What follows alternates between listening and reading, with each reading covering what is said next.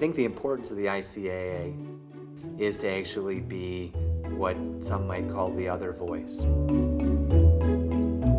Chicago has a very robust, confident voice that speaks about its modernist heritage. The lineage of Wright and Sullivan and Mies is touted to the exclusion of the legacy of people like Benjamin Marshall, Daniel Burnham, Howard Van Doren Shaw, and the ICA can speak to that other. There are many established and evolving traditions in architecture. The classical expression is the most enduring, probably because it represents a refinement over millennia of very basic principles and ideas in architecture. The Western classical tradition, if we think of it as a language, there's so many different dialects as one adapts those principles to different climates and different cultures through time, but you can deal with issues of partie and tectonics and hierarchy and symmetry and how they all come together. Architecture that engages architectural traditions can speak to a broader arc of history. The courthouse in Tuscaloosa was designed for a specific purpose, but also a particular place with its own identity, its own history, its own culture. And the classical language of architecture is one that is easily recognized in the South. This building is derived from Greek precedent, so it reflects the Athenian origins of our system of democracy and justice. And it has to dignify and ennoble what is really a very serious undertaking, which is the adjudication of American law. We adopted not only the representational aspects of classical architecture, but its ordering methods, quite similar and sympathetic to the design and organization of modernist buildings. So it is a building that is modern, flexible, legible. It's a building that can be used intuitively by people that are visiting it the first time for a trial or people that use it every day. The second floor gallery is the point of access to the courtrooms. It is beautifully illuminated, and it was designed as a spacious gallery in which is installed a cycle of paintings that portray the history of the Tuscaloosa region. When you're building for the public in a responsible way, you want to produce buildings that can be long-lived, not just materially, but aesthetically. When we talk about classical architecture, we are dealing with everything from the vernacular up to the highest, most refined classical. There isn't a clear divide. It's a spectrum. The client came in with a whole stack of American arts and crafts books and lots of books on American bungalows. His wife wanted something that was probably a little bit more contemporary, but what she described as calm and zen-like. We've been practicing together for 30 years, and I think we've really kind of developed our own idea of what our architecture is, which is really a combination of contemporary space, meaning continuous space, and how we really reinforce it with traditional detailing. Once you continue trim around a room, the rooms feel really calm because things are connected, and it just feels like the exterior walls, which in this house are mostly glass, really just becomes background. It's almost like something knitted. The house as a kind of arts and crafts tour de force is something that we were sort of conscious of, and that was a great fun. I think the way I look at and the way Julie looks at architecture really had to do with the idea of history as a source of ideas. We also were involved in the notion that architectural form had meaning, particularly with respect to residential architecture, that it was rich in associations, all of them supposedly pleasurable and life-enriching. remember as a student, like you're saying, like, what should you make something look like? Okay, that's like an impossible question. If you have your favorite architects, then you cull things from those favorite architects. But if you're really trying to make something that's, let's say, unique to your voice, which we all want to do as architects, then what is that? So somehow having these kind of starting and stopping points, and you have to make your own construct in which those things exist. It's kind of this abstract problem where when it's finished and it's right.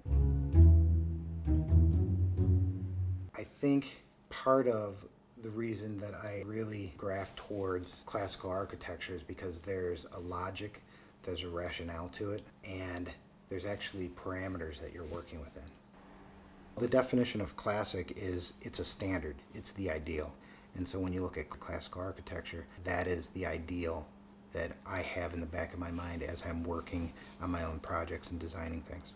As a classicist, I approach every project establishing some sort of meaning or content.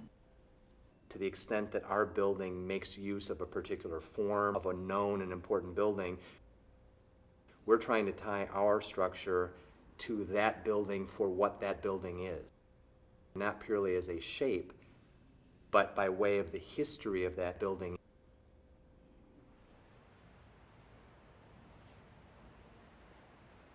The Institute of Classical Architecture and Art was created to advance both the practice and appreciation of classical architecture and the allied arts.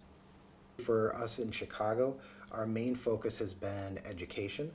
We have lectures, we have had tours, classes, seminars, intensives. The ICAA has served a wonderful role for so many people who are interested but maybe not even architects, or for folks who might have come from a very different educational background who might have a sense that there's something that was missing in that education, or as the demand of a client arises, that they don't want to just kind of get the detail on there, but get it right. Maybe it's designing a Doric capital for a particular building, or it's looking at the skills of wash rendering and sketching on site.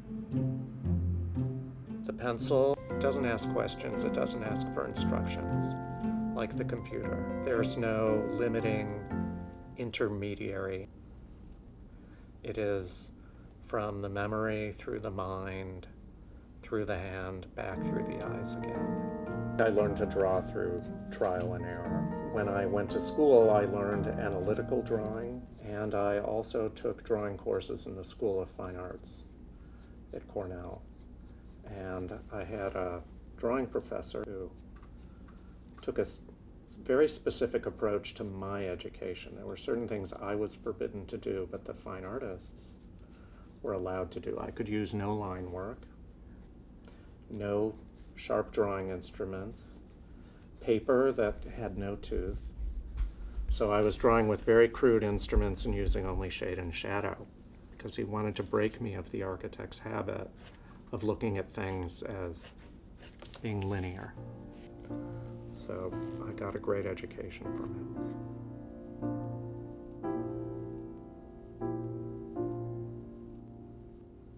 This building, which is from the mid-1920s, allows the craftsmen that carved, that painted, that made the glass ornamentation, that made the chandeliers. It allowed them to exercise a craft. The effect this interior had on people in the 1920s is that they liked it a lot. By the 1980s, 1990s, people thought it was over the top, too gaudy. Now we like it again. The trick is not to tear down your whole history.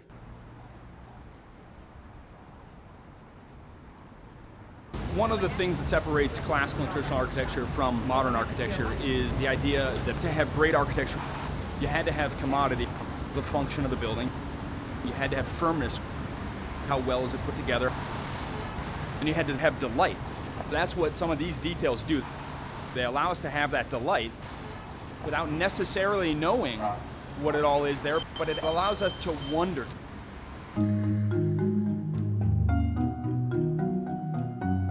Whenever I'm in a space that's really compelling, I try to figure out why.